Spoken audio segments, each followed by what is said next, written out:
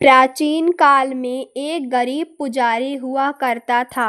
उस पुजारी की मृत्यु के बाद उसकी विधवा पत्नी अपने भरण पोषण के लिए पुत्र को साथ लेकर भीख मांगती हुई शाम तक घर वापस आती थी। एक दिन उसकी मुलाकात विदर्भ देश के राजकुमार से हुई, जो कि अपने पिता की मृत्यु के बाद दर दर भटकने लगा था। उसकी यह हालत पुजारी की पत्नी से देखी नहीं गई। वह उस राजकुमार को अपने साथ अपने घर ले आई और पुत्र जैसा रखने लगी। एक दिन पुजारी की पत्नी अपने साथ दोनों पुत्रों को शांडिल्य ऋषि के आश्रम ले गई।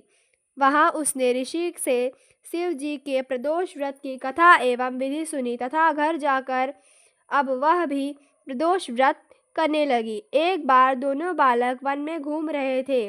उनमें से पुजारी का बेटा तो घर लौट गया, परंतु राजकुमार वन में ही रह गया। उस राजकुमार ने गंधर्व कन्याओं को क्रीड़ा करते हुए देखा तो उनसे बात करने लगा।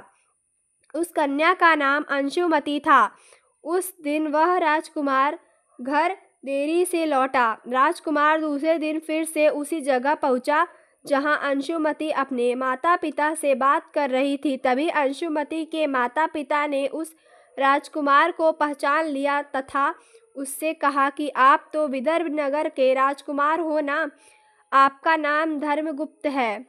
अंशुमति के माता पिता को वह राजकुमार पसंद आया और उन्होंने कहा कि शिव जी की कृपा से हम अपनी पुत्री का विवाह आपसे करना चाहते हैं। क्या आप इस विवाह के लिए तैयार हैं? राजकुमार ने अपनी स्वीकृति दे दी तो उन दोनों का विवाह संपन्न हुआ। बाद में राजकुमार ने गंधर्व की विशाल सेना के साथ विदर्भ पर हमला किया और घमासान युद्ध कर विजय प्राप्त की तथा पत्नी के साथ राज्य करने लगा।